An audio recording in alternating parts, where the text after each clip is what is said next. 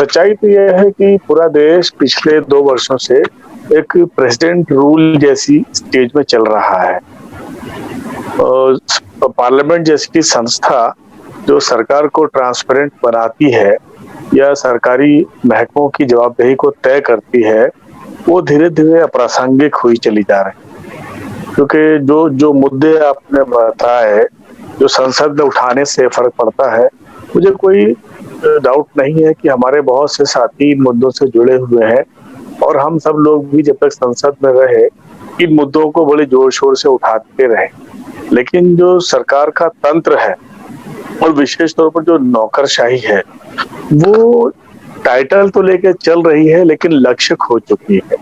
जिस तरीके से प्राइमरी बच्चों की शिक्षा को महत्वहीन कर दिया जा रहा है धीरे-धीरे, और ये जो सफाई दी जा रही है कि पैंडेमिक के दौर में कि जो टेलीफोन के माध्यम से जो शिक्षा दी जा रही है, उसको करके वो अपना कर्तव्य पूरा कर ले रहे हैं। तो वो जवाब तो दे रहे हैं कि हाँ, हमने इतना करा दिया है, लेकिन वो लक्ष्य हासिल होने से बहुत दूर है। मुझे लगता है कि मैं एक दिन बीच में माननीय प्रधानमंत्री जी की बात सुन रहा था।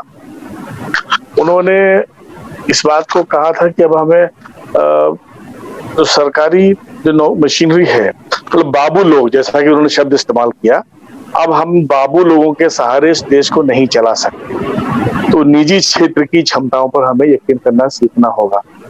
तो मैं इस बारे में इतना कहना चाहता हूँ कि पूरा देश जब एक इमरजेंसी जैसे स्थिति में चल रहा है और जो चीज़ सुनी जानी चाहिए वो नहीं सुनी जा रही है, जहाँ पर बहुत महत्व दिया जाना चाहिए वो नहीं दिया जा पा रहा है। बहुत से कारण हो सकते हैं, तो मैं लगभग सभी जनप्रतिनिधियों से इस बात के लिए आह्वान करना चाहता हूँ, चाहे वो हमारे पंचायती राज के जनप्रतिनिधि हों, चाहे वो हमारे विधायक हों, चाहे सांसद हों।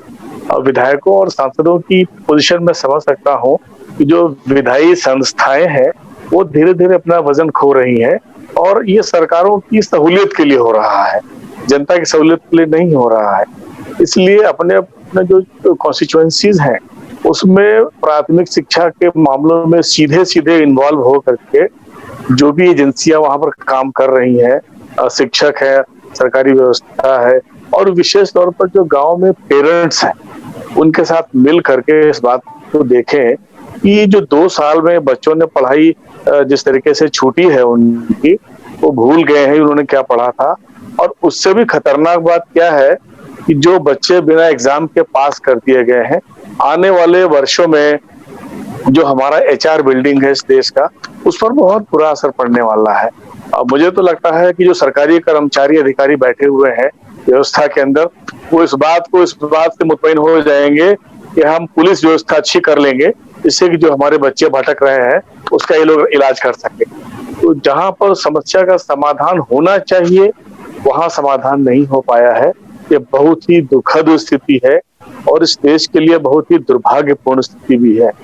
मैं सभी जनप्रतिनिधिगणों से इस बात के लिए प्रार्थना करना चाहता हूँ कि जो कुछ भी आप अपनी संस्थाओं में, विधानसभा में या संसद में कर सकते हैं, मेहरबानी करके करते रहिए। लेकिन हमको दिखाई पड़ रहा है कि सरकार का मंशा वो नहीं है जो हाँ कह रहे हैं, वो कह रहे हैं। मैं जब 1998 में सांसद बन के आया था, तो बहुत दिन तक बहस चली थी हिडन एजेंडा के ऊपर। हालांकि सरकार ने अपनी सफाई दे दी थी, लेकिन अब मुझे देख के लग रहा है वर्तमान स्थितियों में कि जो हिडन एजेंडा था वो अब सामने आ गया है और जिस तरीके से हमारे भविष्य को मिट्टी में मिलाया जा रहा है, उनकी जो क्षमताएं विकसित हो सकती थी इस देश के भले के लिए, उन पर गौर नहीं किया जा रहा है और सब लोग संतुष्ट हैं। पूरे तौर पर जो व्यवस्था से जुड़े हुए लोग हैं वो इस स्थिति से संतुष्ट है कि वो जो कर पा रहे हैं वो कर दे रहे हैं, बाकी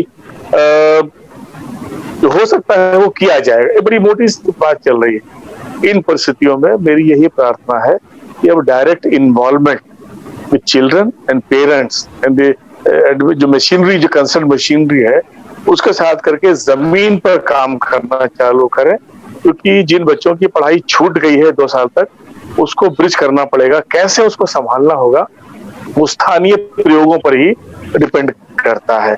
मैं समझता हूँ कि पेरेंट्स, टीचर और हमारे सामाजिक कार्यकर्ता मिल करके प्रत्येक गांव में और प्रत्येक शहर में एक चाइल्ड फ्रेंडली एटमॉस्फेयर क्रिएट करें और सब लोग मिल करके जो बच्चों ने पिछले 2 वर्षों में खो दिया है, उसको दोबारा से रिवाइव करने के लिए टोटल एफर्ट करें। मैंने तो अपने यहाँ पंचायती संस्थानों में इस बात की प्रार्थना की है कि अगले वर्षों में, अगले जो भी समय आ रहा है, कि बच्चे और बच्चों की शिक्षा, बच्चों की सुरक्षा और महिलाओं की सुरक्षा, उसको प्राथमिक एजेंडा बना करके काम किया जाए। मुझे लगता है इससे फर्क पड़ेगा। ये जो नेशनल चाइल्ड राइट्स कमीशन है, उसने भी इस बात का जिक्र किया है कि पैंडेमिक के दौर में ये जो बच्चों के साथ में अब्यूज थे, यौन शोषण बच्चों के हुए थे, वो बहुत बड़ी तादाद में बढ़े थे। मुझे लगता है ये बहुत ही ज्यादा दुखद स्थिति है और हम हिंदुस्तानियों के चरित्र पर एक सवाल पैदा करती है कि हम अपने ही बच्चों का शिकार कैसे कर सकते हैं।